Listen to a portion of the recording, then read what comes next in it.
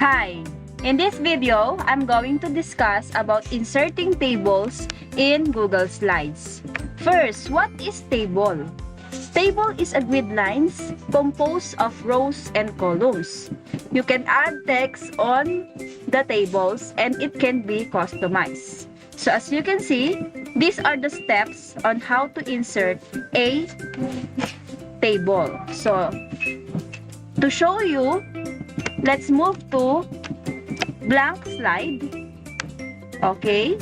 So as you can see, nasa slides tayo. And then to insert a tables, go to insert. So go to menus, click insert, and then click tables. So depende sa inyo kung ilang rows and columns yung gagawin nyo.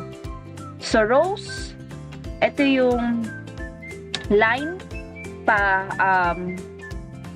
horizontal, and then yung columns, ito yung line pa vertical.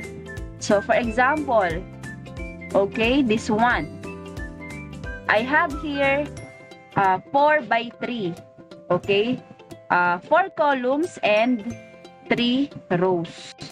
Okay, 4 columns and then 3 rows. Okay, so okay, we're going to add text on the table. So for example, lagyan natin ng text na name, age, gender, and birth date.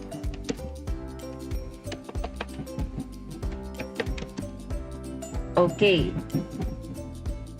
So pagka-insert natin ng text, pwede nating i-modify yung size. And then, pwede nating i-add, makapag-add tayo ng another rows. So as you can see, i-click ko lang tong mismong rows na ito, and then tab lang tayo. Okay. And then mag-i-insert na siya ng panibagong rows. Okay. So lalagyan natin ng data rito. For example, okay,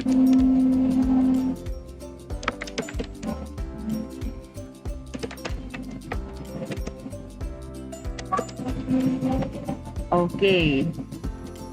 So for example, this one. So nakapaglagay na tayo ng sample data.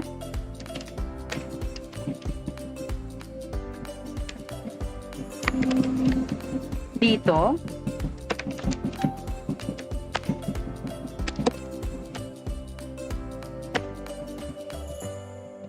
Okay. So, paano natin ma-modify yung table? Paano natin ma-edit? So, gagamit tayo ng, i-highlight natin yung text, and then gagamit tayo ng formatting tools dito sa toolbar, itong text. And we can also adjust the size of its text. Okay. So, ganyan ang pag-insert ng tables. Okay.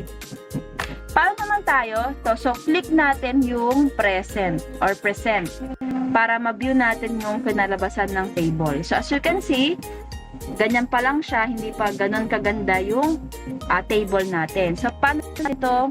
Again, malalagyan ng design. So, lagyan natin ng table, ng borders. So, i-click lang natin to. I-select lang natin to. I-highlight natin yung mismong table, and then click natin tong border weight or border color. So, lagyan natin ng color black. And then, kung gaano yung thickness niyan, yung weight. So, ayan na siya. Okay. So, sa pag-format ng table na ito yung pwede nating gamitin. Itong tab na to. For example, babaguhin natin yung color niya. Gagawin nating orange. Ayan. So, pwede naman. And then, gagawin natin, ipo-format naman natin yung text. Pupunta ka sa text formatting tools. Gagawin nating center. Okay, center. And then, gagawin nating naka-center yung text. Naka-middle. Okay. So, nakita niyo yung difference? And then, ma'am, paano kapag sobra yung table ko? So, i-highlight mo lang yan. And then, i-delete natin yung table. So, right-click mo lang. And then, meron ditong choices. But kung gusto mo mag-insert ng another row above, so, insert ka lang yan, row or columns. Or kung gusto mo naman i-delete itong rows na to, select mo lang yan. So, dahil gusto natin i-delete yung row, okay, so ito yung choose natin. Yung row, ito yung naka-highlight. Kapag column, yung line na pataas. Okay? So, ayan na siya. Okay. So, ayan yung way para makapag-edit ka at makapag-format ka ng table. Okay? That's it. Thank you.